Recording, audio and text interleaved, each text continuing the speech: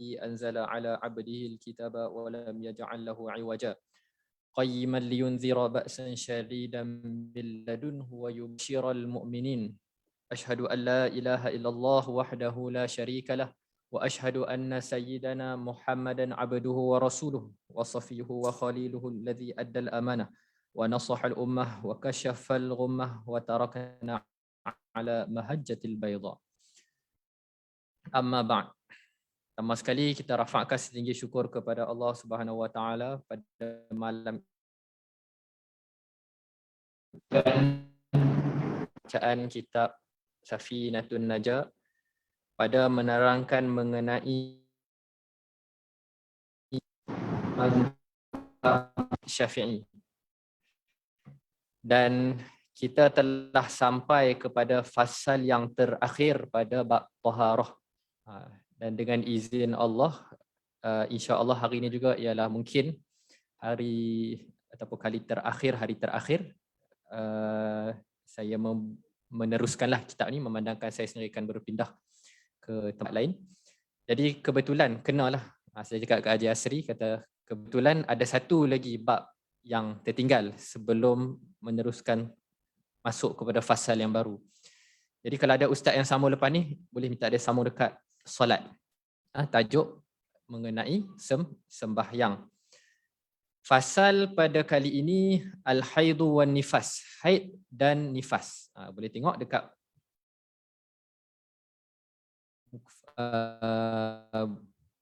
fasal haid dan nifas.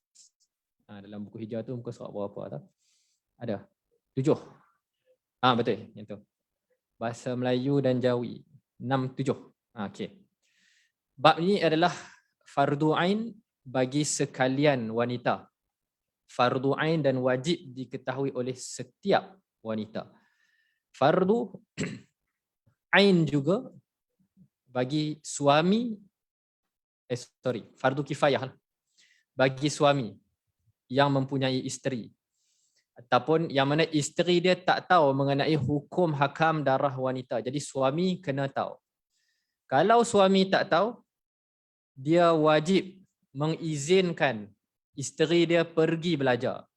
Nak kata tingginya bab ni, kalau suami tak izin sekalipun, perempuan itu boleh untuk pergi belajar mengenai hukum hakam mengenai dirinya walaupun tidak diizinkan oleh suami. Sebab mengetahui mengenai hukum darah wanita adalah fardu hak Allah Subhanahu Wa Taala. Dan izin suami itu ialah hak suami. Dan hak Allah didahului berbanding hak suami. Nak kata betapa penting. Khusus kita ajar, kita kena ajar. Dan Alhamdulillah jika anak-anak perempuan kita masuk sekolah agama, adalah bab ni. Dipelajari oleh darjah 3 kalau tak silap saya. Waktu saya kecil dulu darjah 3 saya ingat. Belajar bab baligh. Tapi perempuan kadang-kadang boleh jadi dia baligh lebih awal, keluar darah lebih awal. Okay, baik kita baca sikit. Qala al-musannifu rahimahullahu taala wa nafa'ala bi'ulumihi fid darainil amin. Aqallul haidhi yaumun wa lailah wa ghalibuhu sittun aw sab'un wa aktsaruhu 15 yauman bilayaliha. Aqallut tuhri bainal haidataini 15 yauman wa ghalibuhu 24 yauman aw 23 yauman wala hadda li aktsarihi. Okey, pengertian pertama ialah mengenai haid. Apakah itu haid? Haid ni ialah definisi dia, tak ada dekat sini. Tapi saya syarah, kita tambahkan. Haid ialah darah semula jadi ataupun darah tabiat yang keluar daripada kemaluan ataupun faraj wanita yang keluar daripada hujung ataupun pangkal rahim. Jadi dia ada beberapa ciri lah. Dia ialah darah dan dia keluar ketika sihat. Darah yang keluar ketika sakit dia panggil istihadah. Sebelum tu, darah yang keluar daripada kemaluan wanita ada 3. Yang pertama, sama ada darah itu dikategorikan sebagai haid atau dikategorikan sebagai nifas atau dikategorikan sebagai satu lagi istihadah. Okey. Haid menyebabkan seorang wanita itu tidak diwajibkan solat. Ya, tak diwajibkan solat dan tak perlu qada solat.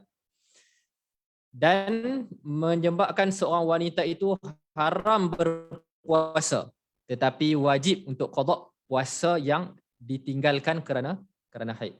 Bab ni yang haram kerana haid dan nifas ni sebagainya kita dah belajar dulu, boleh tengok dekat muka surat yang belakang lah.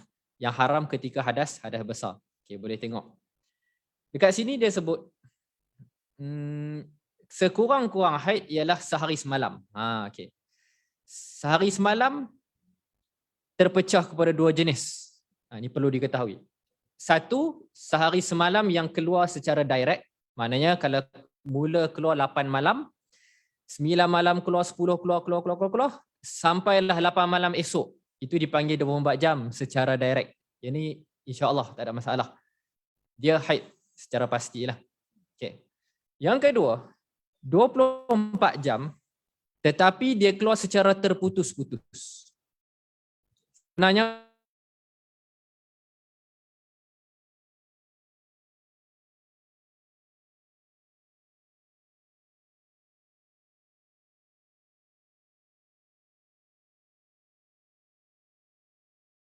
khatam betul lah. Tapi kali ni kita sentuh yang betul-betul asas lah.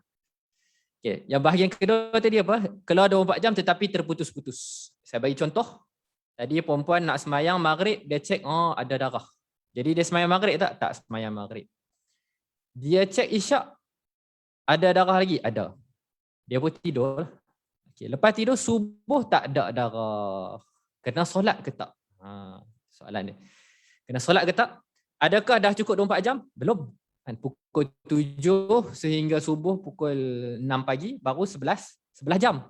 Jadi bila 11 jam, tak cukup syarat minimum haid 24 jam, maka subuh tu dia wajib solat.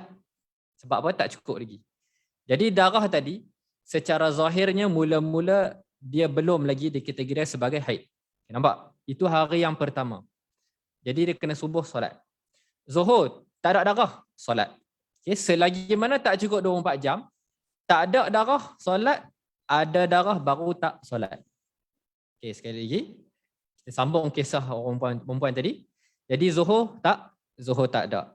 Asar dia cek, ada balik darah. Okay, asar tu, dia kena solat ke tak? Tak solat. Sebab ketika mula-mula keluarnya darah, dia perlu menganggap darah itu, dia perlu menghukum darah itu sebagai haid terlebih dahulu. Walaupun dia tak tahu lagi, mungkin darah itu berhenti lebih awal ataupun mungkin juga berterusan dan cukup syarat haid. Okay, jadi keluar asar. Keluar berapa jam? Katakan hari itu keluar 5 jam. Okay, 11 campur 5 jam baru 16 jam. Okay, esok keluar lagi 10 jam. Esok hari ketiga. Jadi dah berapa jam? 26 jam. Okay. Ada perempuan yang mungkin boleh tanya, mungkin ada pengalaman kepada isteri masing-masing ataupun kepada anak perempuan. Ada yang seorang perempuan itu dia keluar putus-putus. Keluar kejap, putus. Keluar kejap, putus. Keluar kejap, putus. Okey, yang putus-putus tu macam mana nak semayang ke tak? Ketika mana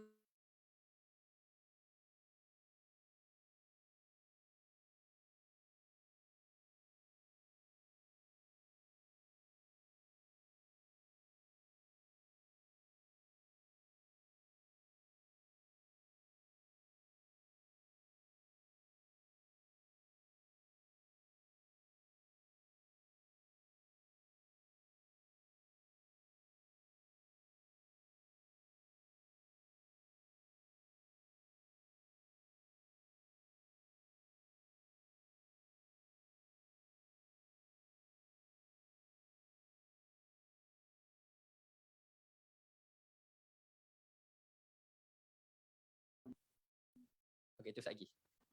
Kau bercampur. Okey, jadi itu jelas dulu. Sehari semalam ada dua kategori, dia keluar direct, yang kedua dia keluar secara putus-putus. Tetapi bila dihimpunkan keseluruhannya cukup 24 jam. Ini pun disebut ataupun dihukumkan sebagai haid. Okey, dia kata dan ghalib ataupun kebiasaannya 6 atau 7 hari. Okay, 6 atau 7 hari ni kebiasaan. Yang mana selalunya orang ni sihat lah. Sihat, normal, tak ada masalah.